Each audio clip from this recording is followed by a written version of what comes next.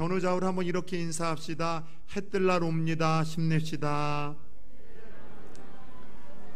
예, 그쵸? 우리 송대관 씨의 가사처럼 쨍하게 해 뜰 날 올 것 같아요. 지난 한 주 얼마나 비가 많이 왔습니까? 많은 또 피해도 있었었고요. 제가 요번 주말과 다음 주는 어떻게 되는가 일기예보를 들여다보니까 다 우산, 비 표시가 되어 있더라고요. 그럼에도 불구하고 슈퍼컴퓨터는 내내 비 올 것을 예상했고 전문가들도 비가 올 거로 예상을 했지만 중간중간 해도 뜨고 또 맑은 날씨를 비치는 것을 보아 역시 천지만물을 주관하시는 이는 여호와 하나님이시라는 걸 깨닫게 되었습니다.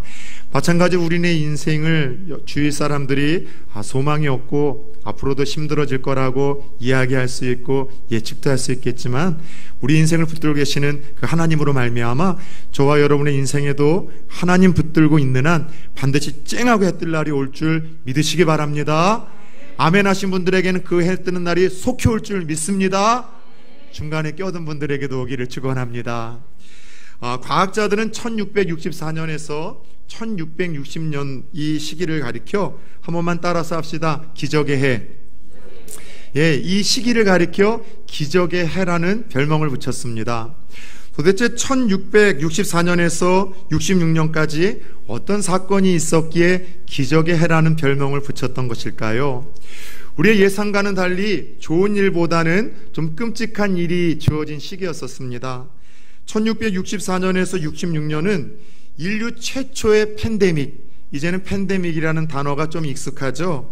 팬데믹이라 일컫는 그 흑사병, 패스트가 전 유럽을 강타했던 어두운 시기였었습니다. 영국에도 이 흑사병이 심하게 찾아와서 모든 학교에 휴교령이 내려지게 되었고 이 휴교령으로 영국 캠브리지 대학에 다니던 한 학생이 어쩔 수 없이 고향으로 내려가 깊은 사색과 연구에 몰두하는 시간을 갖게 됩니다. 그리고 당시 24살, 25살이었었던 이 학생은요, 전 세계를 깜짝 놀라게 할 만한 놀라운 과학 이론 하나를 발견하고 발표를 하죠. 그 이론이 따라서 해봅시다. 만유인력의 법칙. 많이 들어보셨죠? 사가 떨어지는 것을 통해서 중력과 인력이 작용하고 있다는 이 세계가 깜짝 놀랄 만한 법칙이 바로 이 시기에 발견이 됐습니다. 계속해서 이 청년은 휴교령으로 인해서 공부할 수 없었던 이 암울한 시기에 미 적분학과 천체 역학의 연구를 통해서 과학과 수학의 많은 진보와 발전을 이루게 됩니다.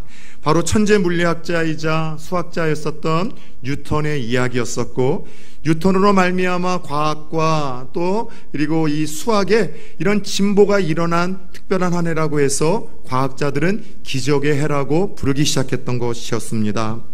아이러니하게도 인류에게 이러한 진보와 문명의 발전을 안겨준 기적의 해를 선사한 계기는요, 모두가 두려워했었던 위기, 역경, 고난이라 할 수 있었던 패스트의 창궐이었었습니다.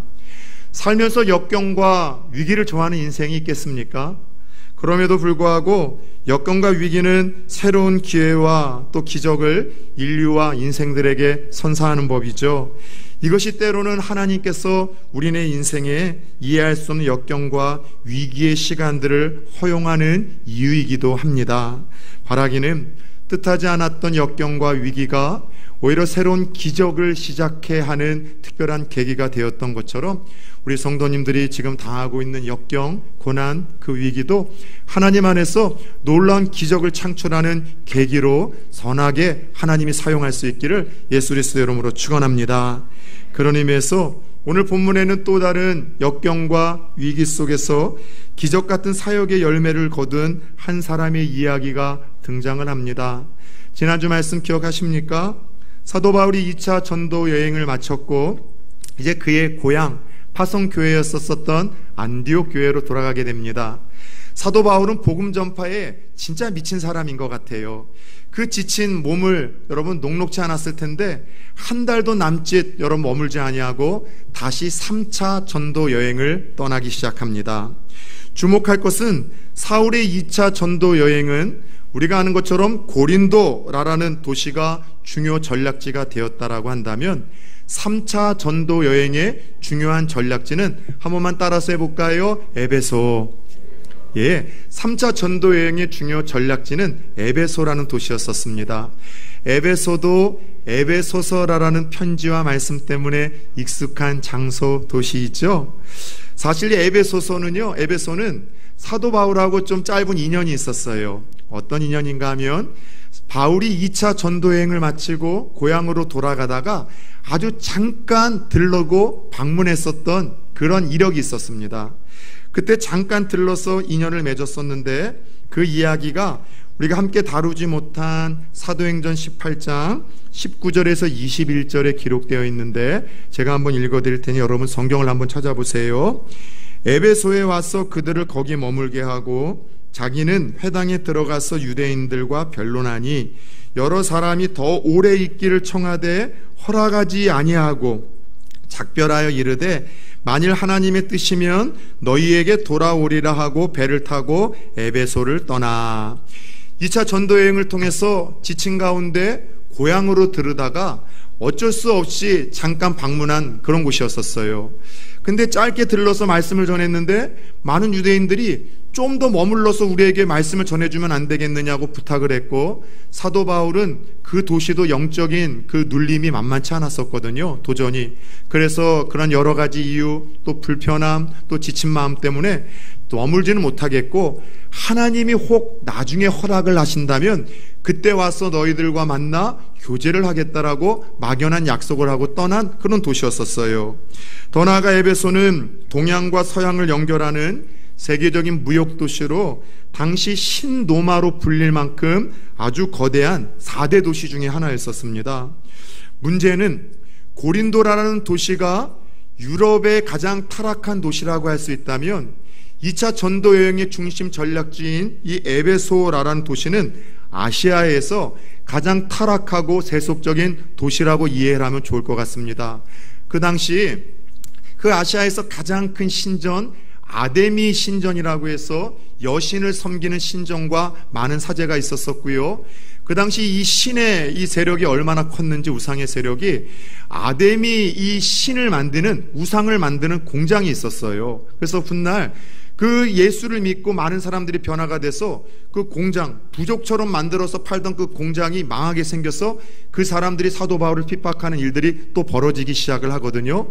그렇다 보니 여러 모양으로 타락한 도시이고 세속적인 도시이다 보니까 영적으로 어두운 도시다 보니까 사도 바울도 웬만해서는 다시 오고 싶지 않았을 텐데 3차 전도여행을 통해서 자신의 약속을 지켜 에베소에서 거점 사역을 시작하더라는 것이죠.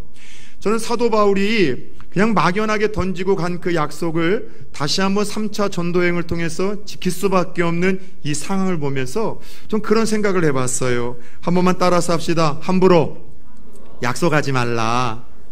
예, 함부로 약속하고 함부로 서운하는 일이 하나님의 사람들에게는 조금 없어야 될 것 같아요. 저도 그럴 때가 있어요. 그 불편한 상황을 이렇게 조금 벗어나기 위해서 그냥 막연한 약속을 툭 던지는 거죠. 야, 우리 나중에 만나자. 나중에 내가 약속할게. 나중에 전화할게. 나중에 내가 해줄게. 그 당시의 상황이 좀 불편하니까 그때를 벗어나고 싶어서 그냥 막연한 약속을 마음 당기지 않고 할 때가 있는데 그거조차도 예수 믿는 사람들은 금해야 될 것 같아요. 사실 부산 초원교회 온 거도 언제 여러분 다시 볼 거라고 이미 안 오기로 마음의 결정은 다 했는데 좋은 모습으로 저를 포장하고 싶어서 막연한 약속을 했다가 오게 된 거 아닙니까? 제가 기도해보고 나중에 연락드리겠습니다. 연락 안 드리려고 했었거든요. 기도도 안 하려고 했었고 마음의 결정 다 했거든요. 근데 그 막연한 약속을 하나님은 이행케 하셔서 지금 이렇게 행복하게 사역을 하게 하시잖아요. 혹시 여러분들 불편한 상황을 모면하기 위해서 습관적으로 약속을 툭툭 던지시는 분들이 있습니까? 내가 어렵고 힘들 때 그 상황에서 빨리 벗어나고 싶어서 하나님 앞에서 습관적으로 툭툭 서약을 여러분 생각 없이 던지시는 분들이 있습니까? 함부로 서약을 하거나 함부로 사람과 약속하지 마십시오. 반드시 그것을 책임지고 지켜야 될 날이 사도 바울처럼 올 수 있다는 것이죠. 또 하나의 교훈은 따라서 합시다. 서운한 것은, 약속한 것은 반드시 지키라. 하나님 앞에서 어렵고 힘든 시간대에 하나님 이때만 모면해 주시면 이렇게 하겠습니다. 서운했던 약속들이 있습니까? 임직을 받을 때 하나님 앞에 다짐했던, 결단했던 약속들이 있습니까? 내가 환난의 날 하나님 환난만 벗어나게 하면은 내 평생 이렇게 하나님을 위해서 헌신하겠다라고 서약을 한 것 있습니까? 반드시 책임지시고 지키는 것이 하나님의 사람들이 해야 될 여러분 모습이라는 것이죠. 흥미로운 것은 이런 에베소에서 바울은 무려 3년 동안 머물며 독특한 사역을 진행해 나갑니다. 왜 독특한 사역이라는지 제가 설명을 좀 해드릴게요. 첫 번째, 사도 바울의 선교 패턴과 다른 양식이었었어요. 그동안의 사도 바울은 선교를 하거나 전도를 할 때 한 도시에서 오래 머물지를 않았습니다. 유대인들의 방해 때문에 어쩔 수 없이 다른 곳으로 떠밀려 가기도 했지만 정말 평안한 곳에서도 교회를 세우고 지도자를 세우고 나면은요, 머지않아 다른 곳으로 가서 또다시 개척하는 사도 바울의 사역 철학 때문에 한 곳에 오래 머물진 않았었어요.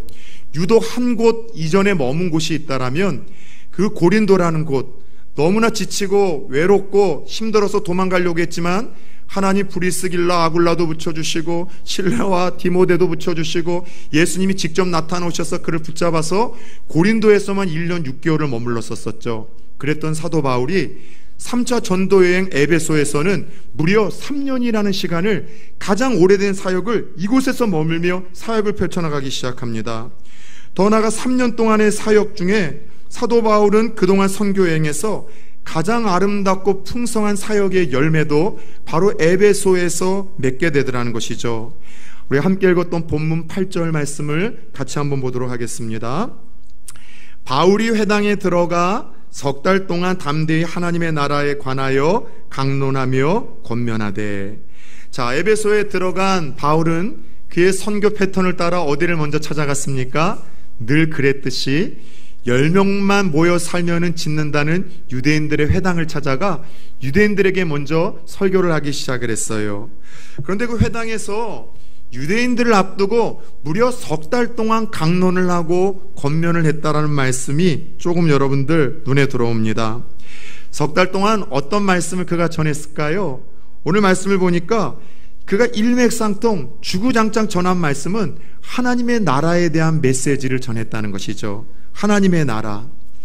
여러분, 하나님의 나라, 사실 예수님이 이 땅에 오셔서 그 주옥과 같은 많은 말씀을 나눠주셨지만 예수님이 첫 번째 선포한 설교가 하나님의 나라였었다는 거 알고 있습니까? 회개하라, 하나님의 나라가 가까웠느니라. 예수님의 관심사도 하나님의 나라였었어요.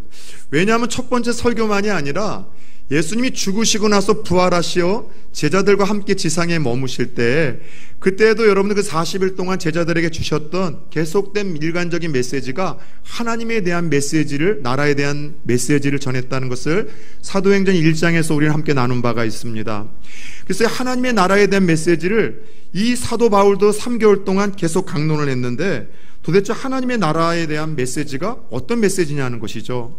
하나님의 나라에 대해서 설교했더니 우리는 죽어서 가는 천국에 대한 이야기를 했는가 떠올릴 수 있겠지만, 여러분, 하나님의 나라라고 해서 성경에 기록되어진 거는 10중 8구 죽어서 가는 천국과 같은 장소적인 개념이 아니라 통치적인 개념입니다. 하나님 나라의 왕 되시는 그 예수님에 대한 그분의 다스림을 받는 통치적인 개념이 하나님의 나라예요. 하나님의 나라라는 것은 그 왕이신 예수님의 다스리심으로 인하여 평안과 기쁨과 영광이 가득한 나라라고 해서 하나님의 나라에 대해 강론했다는 것은 하나님 나라에 대한 그 왕이신 예수님에 대해서 집중적으로 가르쳐 줬다는 거예요.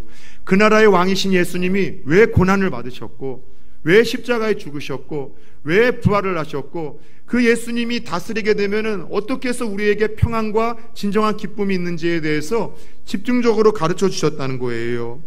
그런데 참 이해가 안 되는 것이 하나 있습니다. 어떤 것인가 하면, 당대 최고의 사도이자 설교가였었던 이 바울이 여러분들 설교를 석 달 동안이나 아침 저녁으로 전했다면은 모든 사람들이 은혜를 받고 속된 말로 뒤집어져야 되는 것 아니겠습니까? 여러분, 가끔씩 제 설교에 은혜를 못 받고 여러분 그 아쉬움을 자신이 존경하거나 좋아하는 설교자를 통해서 채워가시는 분들이 있을 거예요. 여러분이 생각할 때 이 시대에, 우리 시대에 최고의 설교자는, 명설교자는 누구라고 생각하십니까? 각각 여러분이 생각하시는 분들이 있을 거예요. 자, 그럼 이렇게 한번 상상을 해봅시다. 내가 항상 말씀을 들을 때마다 은혜를 끼치는 그 설교자가 우리 교회에 와서 3주 정도가 아니라 3달 동안 여러분들 주구장창 붕해를 했다고 합시다. 어떤 일이 벌어질까요? 우리가 생각할 때는 여러분 다 뒤집어지고 다 변화가 되고 다 구원을 받고 다 예수님 닮아가는 성숙의 역사가 있어야 되는 것 아니겠습니까? 그죠? 그런데 여러분들 참 흥미로운 것은 그거예요. 사도 바울은 당대 최고의 변호사였었어요.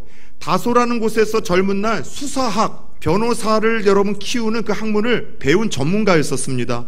얼마나 말 잘하는 사람이었었을까요? 게다가 율법에 통달한 랍비였었어요. 랍비. 얼마나 성경에 박식한 사람이었겠습니까? 게다가 계속해서 3차 전도 여행을 통해서 수도 없이 설교를 하고 또 하면 느는 법인데 얼마나 여러분 설교가 여러분 늘었겠습니까? 당대 최고의 사도이자 능력자이자 설교자였었던 바울의 설교를 아침 저녁으로 회당에서 3달 동안 들었다면 어마어마한 성숙과 변화의 역사가 일어나야 되는데 여러분 그렇지만은 않았던 것 같아요. 오늘 본문 9절을 보십시오. 어떤 사람은 마음이 굳어 순종하지 않고 무리 앞에서 이 도를 비방하거늘. 문제는 어떤 사람들이 있었다는 거예요. 어떤 사람들이 문제가 좀 있었어요. 그 어떤 사람들이 어떤 사람들이었었습니까? 마음이 강팍한 사람들, 굳었던 사람들. 그래서 말씀을 3달 동안 들으면서도 마음이 굳고 강팍했던 어떤 사람들이 있었다라고 하나님은 고발을 좀 하고 계십니다.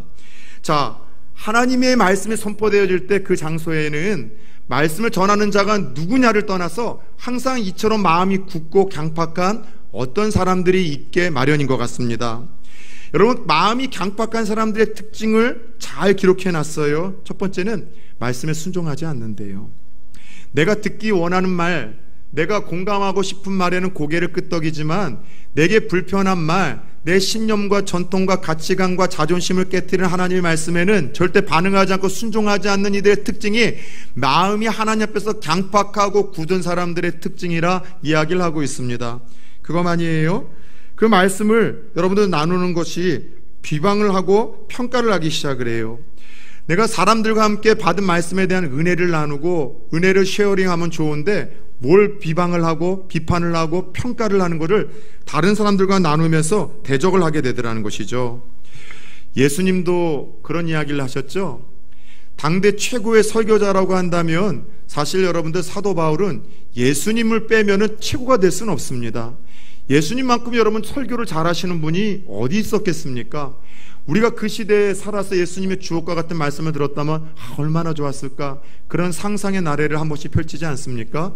그런데 그 최고의 설교자였던 예수님의 설교를 듣고서도 여러분 어떤 사람들이 항상 있었었죠? 순종하지 않는 사람들, 더 나아가 예수님의 말씀에서 꼬투리를 잡고 죽이려고 하는 어떠한 여러분들 건수를 잡으려고 하는 이들이 있고, 그러한 이들을 어떤 이들을 염두에 두며 예수님이 안타까운 마음을 드리어 마태복음 13장에서 씨 뿌리는 자의 비유로 들려주고 있지 않습니까? 한 농부가 이른 아침 씨를 뿌리러 나가 밭에 씨를 뿌렸죠. 4가지 밭이 있더래요. 더러는 어떤 씨앗이 여러분들 길가에 뿌려져서 심기지 못하고 그 새가 쪼아 먹어버립니다. 어떤 씨앗은 흙이 얇은 돌밭 위에 심겨져요. 뿌리를 내리다가 곧 그렇게 말라 타 죽어버립니다. 어떤 씨앗은 가시밭에 뿌려져서 자라다가 그 가시에 찔리는 거예요. 세상의 염려, 걱정, 근심, 고난에 찔려서 그렇게 여러분들 사라져 버리는데, 더러는 옥토에 심겨진 그 씨앗만이 이 50배, 100배의 열매를 맺는다라는 예수님의 말씀도 있지 않습니까? 저는 그래서 이 말씀이 참 여러분들 위로가 되어지더라고요. 여러분, 똑같은 말씀을 전해도 누군가는 똑같은 시간에 은혜를 받았다라고 이야기를 하고 문자를 오지만은 누군가는 또 여러분 그 말씀에 대해서 부담을 갖거나 그 말씀을 대적하거나 비방하는 사람들이 항상 있다는 것, 제 능력만이 아니라 말씀을 받는 밭의 중요성이 있음을 하나님께서 깨닫게 하시더라는 거죠. 사랑하는 여러분, 부산 초원교회 성도님들은 하나님의 말씀이 선포되어질 때 마음이 굳은, 마음이 강팍한 어떤 사람들이 되지 않기를 축원합니다. 오히려 주님의 말씀을 기억하며 주여, 말씀이 내 안에 잘 심겨질 수 있는 옥토가 되게 하여 주옵소서. 하나님의 말씀을 잘 내가 하나님 들을 수 있도록, 그 말씀에 순종할 수 있도록 믿음을 주시옵소서. 하나님 말씀에 순종할 수 있는 용기를 주옵소서. 때로 내가 원하지 않는 찔리고 아픈 말씀이라도 그 말씀을 끌어안을 수 있는 성숙함을 주시옵소서. 그럴 때 그 말씀이 어떤 사람들과 같이 여러분들 순종치 아니함과 비방하는 안 좋은 열매가 아니라 끊임없이 변화와 성숙을 일컫는 아름다운 열매로 여러분들 우리들에게 맺어질 줄 믿습니다. 살다 보면은 여러분들 오늘 우리도 이러한 일들을 바울처럼 겪을 때가 있어요. 공개적으로 사역을 방해하는 유대인들로 인하여 바울이 이곳에서 위기를 겪은 것처럼 또 이곳에서도 역경을 경험하는 것처럼 이곳에서 사역에 여러분들 큰 낙심을 경험하는 것처럼 우리도 이런 일들을 종종 경험할 때가 있죠. 꼭 무언가를 좋은 의도로 해보려고 하는데 꼭 누군가가 나타나서 방해를 합니다. 꼭 무언가 선한 일을 한번 열심을 가지고 해보려고 하면 누군가가 나타나서 낙심케 하거나 방해를 하지요. 더 나아가 다른 사람들까지도 끌어들여서 함께 나를 비방을 하고 함께 나를 방해를 하고 함께 나를 공격을 하고 함께 나를 따돌릴 때가 종종 있습니다. 그래서 낙심이 되어 모든 것을 다 내려놓고 싶을 때가 있어요. 혹시 우리 성도님들 중에도 내가 선한 일을 하고 있는데 혹은 선한 일을 하려고 하고 있는데 누군가가 비방하고 방해할 때 혹시 그런 분들이 있다면 여러분들 어떻게 반응하십니까? 이런저런 역경과 위기가 사람들로 인하여 자꾸 찾아와 내 발목을 붙들 때 여러분은 어떻게 반응하십니까? 오늘 사도 바울은 이와 같은 유대인들의 방해, 그로 인한 역경과 또 다른 사역의 위기를 어떻게 반응하고 대처했을까요? 9절 우리 하반절을 계속해서 한번 읽어드리겠습니다. 바울이 그들을 떠나 제자들을 따로 세우고 두란노 서원에서 날마다 강론하니라. 바울이 3차 전도 여행을 통해서는 이전의 모습과는 조금 다른 모습들을 몇 가지 보여주고 있어요. 이전에는요 이렇게 유대인들이 방해하고 또 비방하면은요 막 함께 여러분 비난하고 논쟁을 했는데 오늘 말씀을 보니까 잘 보세요. 비난하는 자들과 먼저 다투지 않았습니다. 오히려 거리를 좀 두었어요. 여러분 그래요. 살면서 고수와 하수를 나눌 수 있는 여러 가지 방법이 있지만 누군가의 비방과 비난에 어떻게 대처하냐를 따라서도 여러분 삶의 고수와 하수를 나눌 수 있는 것 같아요. 요즘에 연예인들이 참 힘든 것이 댓글 때문에 힘들다고 합니다. 근데 연예인들 댓글이 악플러들이 안 좋은 댓글을 다룰 때 연예인 하수들은 항상 법적인 고소하겠다, 대응하겠다 일일이 다 반응을 해요. 근데 고수들은요 홍진영 같은 사람들 그리고 여러분들 갑자기 생각이 안 나는데 얼마 전 어제도 제가 들었는데 그런 연예인들은요 그냥 이렇게 얘기를 한대요. 안 예쁘다리면 실제로 보면 뒤로 넘어질 거래요. 진짜 예쁜데 저 진짜 착한데 저 좀 예뻐해 주세요. 하나하나 대처하기보다는 쿨하게 반응을 하면서 여러분들 그 사람들의 비난과 대처에 반응하지 않더라는 것이죠. 누군가에게 비난받을 때 일일이 대응하지 마십시오. 사도 바울이 그랬던 것처럼 따라서 합시다. 잠시 거리를 두라. 떠나셔요. 부부 가운데 싸우더라도 여러분들 싸움이 있다 보면은 계속해서 서로 자기를 변론을 하려고 해요. 변호를 하려고 하고 상대방이 잘못했다는 것, 내가 옳았다는 걸 이야기하려다 보니 자꾸 그 싸움의 골이 더 깊어져서 정말 예상하지 못했던 극단적인 상황과 위기까지도 갈 때가 종종 있더라는 것이죠. 부부끼리 싸움이 나서 서로 비난하고 비방이 시작된다면 잠시 멈추십시오. 일일이 대처하지 마시고 거리를 두십시오. 그래서 조금 여러분 밖으로 나가시고 여러분들 조금 각방을 쓰시고 잠깐 여러분들 대화를 멈추는 것도 때로는 좀 필요한 것 같아요. 오늘 바울은 비난하는 자들과 다투지 않고 그들을 떠나 거리를 두는 대처 방안을 보여줍니다. 두 번째, 그럼에도 불구하고 본질의 사역은 포기하지 않았습니다. 바울의 본질의 사역은 뭐예요? 예수 전하는, 복음 전하는 사역이었었어요.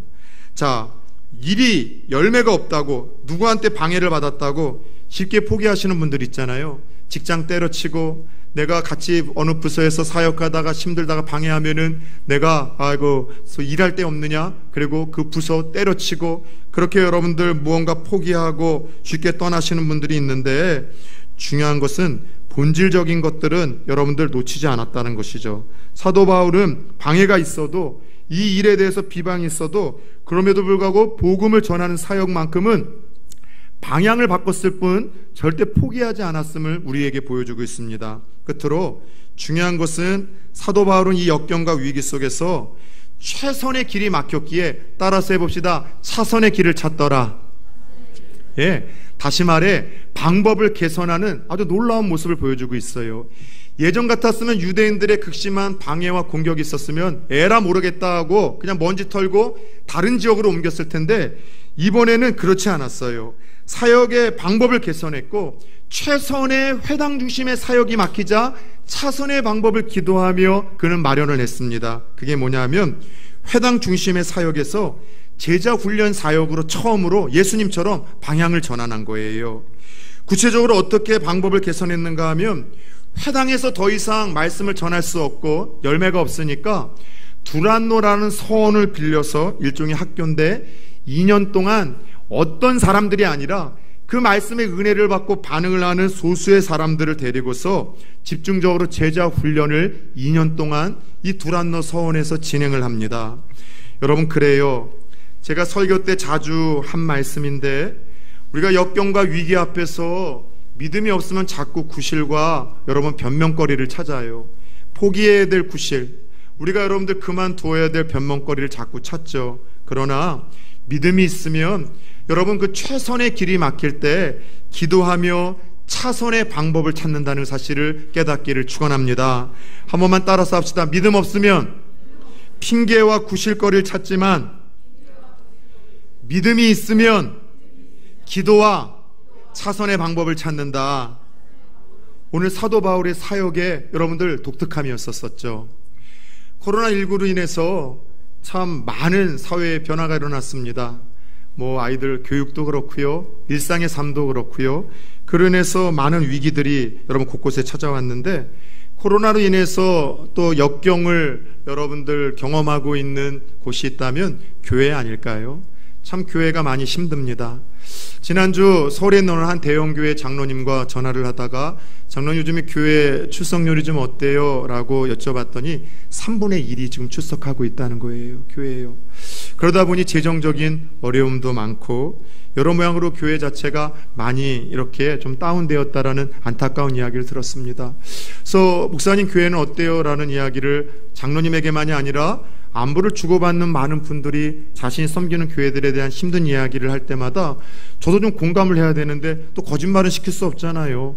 저희 교회도 어려움은 있지만 그래도 90%의 성도님들이 출석을 하고 있고, 어렵고 힘들다고 이야기를 하지만 지난 맥주 감사 주일 헌금은 5년 동안 제가 온 해 중에 가장 많은 또 감사의 예물이, 어렵고 힘든 가운데에도 성도님들이 하나님 앞에 헌신한 걸 보고서 참 많은 감동을 받았어요. 그냥 기적이죠. 은혜이죠. 그럼에도 불구하고 대부분의 교회들이 전도를 할 수 없어요. 신방도 할 수 없어요. 마찬가지로 저도 코로나로 인해서 답답한 것 중에 하나는, 성도님들 특별히 환우들은 꼭 찾아가서 좀 신방을 하고 제가 좀 위로하고 격려해 드려야 되는데, 코로나 사태로 인하여 대면 신방이 어려운 상황 속에서 지금 제가 찾아뵙지 못하고 그리워하는 조옥자 권사님, 서정자 사모님, 막 이런 분들 만나보고 싶은 거예요. 또 그리고 또 우리 정영근 집사님, 그리고 이 시간들을 통해서 또 지난주 입원했다가 어제 퇴원하셨던 우리 또 오하경 집사님도 입원도 하셨었고, 또 지난주 입원하셔서 수술하시고 화요일날 퇴원하실 또 김무영 장로님도 다 제가 병원에 가보니까 그 마음을 알잖아요. 수술 전에 또 어떤 마음인지 찾아가 뵙고 싶은데 그러지 못하니 너무 안타까운 거예요. 어떻게 해야 되겠습니까? 최선의 신방이 불가능하니 차선의 방법을 선택해야죠. 다른 것 없었어요. 더 많이 연락을 드렸어요. 계속해서 부인한테도 전화를 드렸고, 아내들한테도 연락을 드렸고, 당사자들한테도 문자를 보내고 전화를 드리면서, 지난주 제가 여러분들에게 드렸던 설교의 주제처럼 당신 혼자가 아니라는 그 느낌과 메시지를 제가 할 수 있는 모든 방편으로 정말로 많이 드렸어요. 최선의 방법을 제가 취할 수 있는 여러분 방법의 개선이었죠. 최근에 교회에서 소모임 중지 명령이 떨어졌을 때 가장 큰 걱정은 담임 목사로서 주일학교 좀 사역에 걱정이 좀 있었어요. 작년에 10년 만에 우리 여름 성경학교가 시작돼서 얼마나 좋았습니까? 근데 힘든 가운데 올해도 꼭 하고 싶었는데 여름 성경학교를 할 수가 없는 상황이잖아요. 방역 지침에 따라서 저희 교회는 그래도 정부의 지침에 협조를 하려고 하는 또 그런 상식적인 교회인데, 그러다 보니 고민을 하다가 이 목사님을 모셔놓고 제가 같이 좀 상의를 했어요. 기존의 방식으로 할 수 없어도 저는 좀 포기하지 않았으면 좋겠다. 다른 새로운 방식들을 한번 고민해보자라고 이야기를 하며 차선의 방법을 찾은 것이 이번 수련의 방식이었었습니다. 기존에 여름 성경학교처럼 며칠 동안 모여서 집중적으로 부대끼며 할 수는 없지만 매주일 주일학교 예배 시간을 이용하자. 단지 3주 동안 좀 더 집중적으로 총회에서 나오는 것들을 우리가 자원을 좀 받아 영상물은 집에서 아이들 엄마들과 함께 좀 보고 또 선학습도 하고 또 복습도 하고 교회에 와서는 특별한 여름 성경학교 때 준비되어진 그 노아 방주의 이야기를 통해서 구원의 확신과 관련된 집중 교육도 좀 하고 프로그램도 좀 만들고 아이들 티셔츠도 사서 좀 입혀라. 그래서 3주 동안은 주일마다 오므리에서 아이들도 새로운 마음으로 하나님 앞에 나아감으로 말미암아 저 어렸을 때 여름 성경학교를 통해서 가졌던 그런 좋은 추억들을 다음 세대들에게 나눠주고 싶어서 최선의 길이 막혔기에 차선이 무엇일까 고민하다 보니 하나님이 그런 지혜를 주셔서 진행을 하기로 했어요.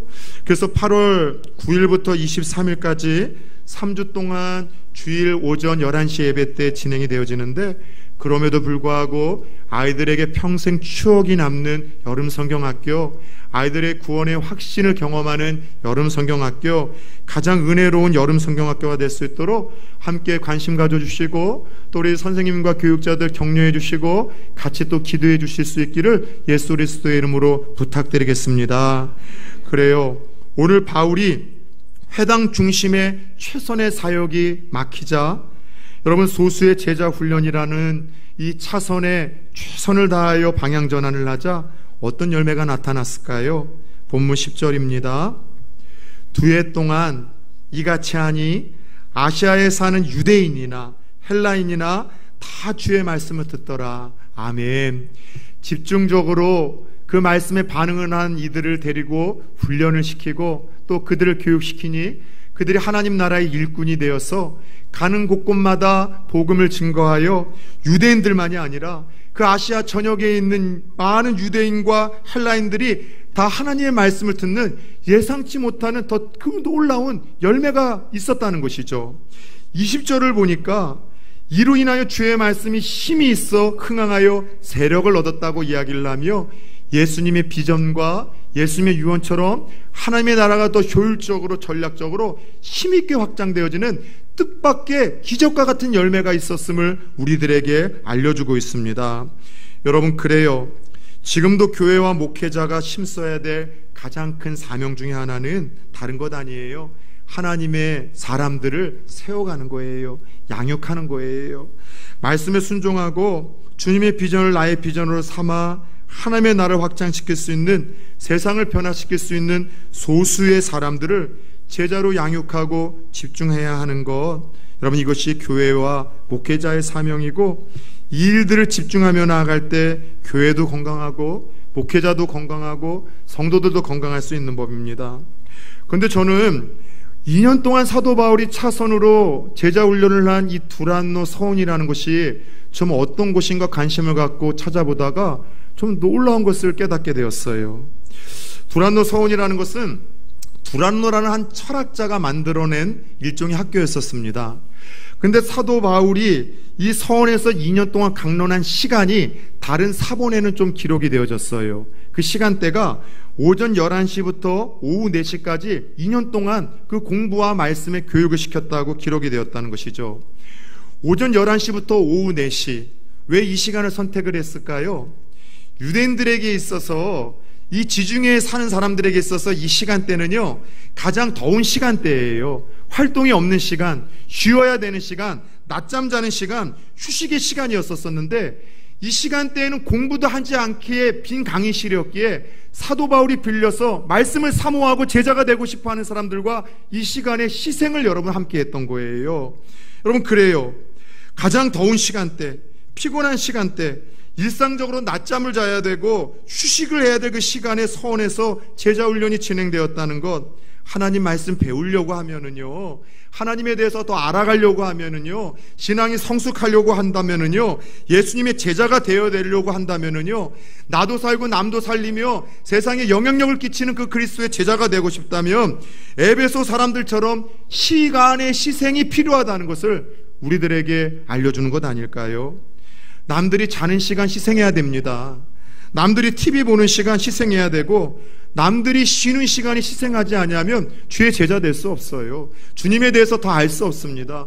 내 영혼이 살고 남도 살 수 있는 하나님의 나라를 펼쳐갈 수 있는 일꾼으로 쓰임받을 수 없습니다. 하나님의 말씀을 위해서 제자가 되고 싶어서, 영향력을 끼치고 싶어서 이런 시간의 희생과 대가 지불이 있을 때 나도 살고 남도 살리고 그리스도의 그 유언이자 소원이었었던 하나님의 나라가 펼쳐지는 기적과 같은 열매가 맺혀졌다는 것입니다. 며칠 전 제 아내에게 제가 좀 충격적인 발언을 좀 했습니다. 아마 놀랐을 거예요. 단 한 번도 듣지 못한 이야기였기에요. 여보, 나 요즘에 사역이 재미가 없다. 자꾸 옛날 생각이 난다. 부교육자로서 정말 힘들게 빡세게 사역을 했어도 단 한 번도, 저는 긍정적인 사람이라 매사에 또 사역에 대한 자부심과 또 이 사역에 대한 무게감을 알기에 가볍게 사역이 힘들다, 재미없다 이런 얘기를 해본 적이 없는데, 그런 아내에게 처음으로 목사였던 제가 사역이 재미가 없다, 자꾸 옛날 생각이 난다는 말은 많이 놀랐을 거예요. 여러분들도 놀라셨을 거예요. 근데 여러분들 걱정하지 마십시오. 그냥 거룩한 좀 투정이었었어요. 여러 이유로 인해서 좀 더 치열하게 사역하고 싶은데, 성격상 더 치열하게 신방하고 싶은데, 더 치열하게 설교하고 싶은데, 더 치열하게 기도하고 싶은데, 더 치열하게 제자 훈련, 제가 좋아하는 그 본질적인 사역하고 싶은데 좀 여러 모양으로 하지 못하는 거에 대한 좀 거룩한 투정이었었어요. 다리도 다쳐서 참 불편하죠. 코로나로 인해서 제약도 좀 많죠. 거기다가 또 제가 집중하는 사역의 본질인 제자훈련 사역이 저희 교회에서는 잘 진행이 좀 안 되죠. 예전에 사역들은 어떤 사역들이었는가 하면은요, 뭐 일상적인 사역들은 다 똑같이 바빴죠. 컸죠.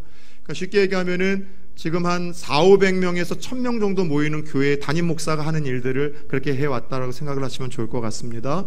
그리고 중요한 거는 그 시간대에서도 저는 이제 제자훈련 목회 철학을 가지고 있다 보니 제가 제자훈련을 통해서 하나님 만났고 믿음의 또 깊이가 또 그리고 또 견실함을 가졌기 때문에 또 제자훈련을 통해서 사람들이 변화되지 않을 것 같은 사람들이 아름다운 하나님 나라의 일꾼으로 변화되는 걸 보며 제자훈련에 대한 목회를 가지고 평생 달려왔어요.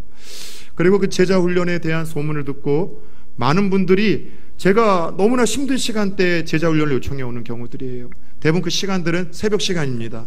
새벽 예배 끝나고 직장 출근하기 전에, 학교 가기 전에 한 10명에서 12명의 사람들이 제자훈련 받고 싶어서 그 시간에 팀을 꾸려서 오는 거죠. 말씀을 사모하는데, 주님의 제자가 되고 싶다는데 시간의 희생을 그렇게 하는데 목사도 해야 되는 것 아닙니까? 여러분, 한두 주가 아니라 1년을 그렇게 했어요. 그 소문을 듣고서 심야반이 또 만들어졌어요. 저녁 10시부터 다 일 끝나고 새벽 1시까지 한 13명이 그렇게 팀을 꾸려가지고서 집사님들이 또 오셔서 그렇게 심야반을 진행을 했습니다. 보통 말씀을 사모하는 분들이 아니죠. 잠자야 될 시간들을 희생하고 목사를 희생시키는 걸 보니 또 그것만이 아니에요. 이전 교회에서는 너무나 사역이 또 많았었어요. 교구 사역도 하고 청년 사역도 해야 되고 소그룹 사역도 해야 되는데 1부부터 4부까지 또 예배를 또 드려야 되고 거기다가 간사들 훈련시켜야 되고 또 거기다가 또 여러분들 리더들 훈련을 시켜야 되니 하루 종일 여러분 점심도 못 먹을 만큼 그렇게 여러분 사역에 힘이 찼습니다. 그럼에도 불구하고 집사님들과 장로님 몇 분들이 제자 훈련을 좀 배우고 싶다고 하셔서 심야반에 참 모진 분들이죠. 목사 힘든 거 알면서도 세상에 심야반에 8분이 여러분 신청을 하셔서 교리 공부를 좀 시켜달라고 또 그분들이 오셨어요. 여러분, 제자가 되고 싶다는데, 말씀을 배우고 싶다는데 본인들도 희생을 해서 그 시간들 외에는 공부할 시간이 없다고 하는데 목사가 거절할 수 있겠습니까? 그 시간들 그때는 투덜투덜대면서 했는데 지금 와서 생각하니까 그 시간이 제가 제일 행복했던 시간이에요. 하나님 앞에서 제일 좋은 목사, 건강한 목사, 또 제가 사역의 맛을 누리던 그 시간이었던 것 같습니다. 그래서 이런 저런 이유로 인해서 다리 때문에, 코로나 때문에, 여러 이유 때문에 사역이 재미가 없고 옛날 생각이 난다고 했던 것이죠. 그런데 솔직한 이유를 하나 말씀드릴까요? 코로나와 제 다리 때문이 아니라 그냥 제 생각에는 저희 부산 초원교회는 제 주관적인 얄팍한 생각이지만 제가 섬겼던 이전의 교회, 크고 작은 걸 떠나서 그 교회 성도님들과는 달리 말씀을 사모하시는 분들이 별로 없다라는 자꾸 이러한 좀 이 절망감 때문에요. 말씀을 사모하시는 분들이 아무리 좋은 쪽으로 보려고 하더라도 조금 적어요. 은혜를 사모하시는 분들이 조금은 이전보다는, 물론 우리 가운데 그런 분들이 있죠. 그럼에도 불구하고 보편적으로 봤을 때 저는 여러 교회를 봤기 때문에 보편적으로 볼 수 있는 눈이 있잖아요. 말씀을 사모하고 정말 그 말씀을 따라 주님의 제자가 되고 한 번뿐인 인생 하나님의 나라를 위해서 한번 내 삶을 바쳐보겠다고 그렇게 희생하고 그런 뜨거운 마음을 가지신 분들이 의외로 저희 교회는 이상하게도 적은 것처럼, 제 착각인지 모르겠지만 보일 때가 있어요. 그런데 자꾸 지난주에도 또 카톡이 하나 왔어요. 아주 오래 온 카톡, 전에 온 카톡인데, 오랜만에 온 카톡인데 그 카톡의 내용은 거의 이렇게 시작합니다. 목사님, 저 누구인데 기억하시겠어요? 왜냐하면 항상 큰 교회에서 혹시 기억을 하겠는가 싶어서 물어오죠. 그러면서 이래저래 자신들이 이제 결혼해서 애기 아빠 엄마가 됐고 이런 일을 하면서 이번 주에도 그러면서 하다가 결국 요는 그거예요. 목사님과 함께 훈련받으며 말씀을 나누던 그 시간들이 제일 행복했다는 거예요.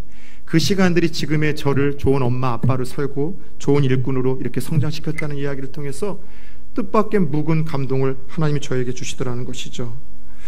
그런데 이곳에서는 제 착각인지 모르겠지만 주일마다 하나님 말씀 선포에도 순종하지 않고 변화되지 않고 사모하지 않는 분들의 모습이 자꾸 보이니까 속이 타고 속이 상합니다.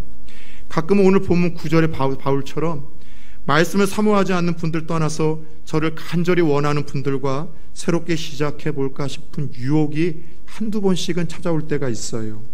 그런 마음 상태에서 지난 수요일이었었어요. 비 오는 날이었었죠. 얼마나 없을까 싶었는데 참 멀리서도 오시던 분들이 다 오셨더군요. 심지어 한 권사님 다리가 다치셔서 그분 움직이지 마셔야 되는데 그분까지 아픈 몸을 이끌고 나오셨더라고요. 지난 금요일 새벽, 그 전날 밤에 어떤 말인지 기억나십니까? 폭우로 인해서 부산이 난리가 났었던 바로 그날이었습니다. 저녁 11시쯤에 이 폭우 속에서 성도님들 중에 오실 분들이 있을 텐데 좀 문자를 보내서 오지 말라고, 내일 새벽은 좀 이 안전 때문에 그렇게 할까 하다가 이렇게 비가 오는데 안 오시겠지 그냥 생각을 하고, 늦은 밤이라 그냥 나 혼자라도 기도하고 그렇게 하나님 앞에 은혜를 구하다 그렇게 올라가야 되겠다 싶어서 내려왔는데, 시간이 되니까 새벽에 나오시는 한 10분들 꾸역꾸역 다 한 분도 빠짐없이 그 새벽에도 금요일날 나와서 앉으시더라고요. 첫 번째 든 생각이 뭐냐, 야, 목사가 믿음 없고 우리 성도님들이 믿음 좋다 그러면서 갑자기 앉아있는데 하나님의 음성이 좀 잠잠히 저에게 좀 들려오더라고요. 야, 사역이 재미가 없다고 하는 이 목사야, 꼭 제자 훈련이라는 것이 탁자에 둘러 앉아서 성경 공부하고 숙제 검사해야지 그게 제자 훈련이냐? 새벽마다 네가 성경 말씀 한 절 한 절 풀어주고 한 장 한 장 풀어주는 거, 수요일마다 창세기서부터 룻기서까지 한 장 한 장 한 절 한 절을 풀어주고 그 뜻이 무엇이고 어떻게 살아야 되는지 강론할 뿐만이 아니라 권면해 주는 것, 이게 제자 훈련 아니냐?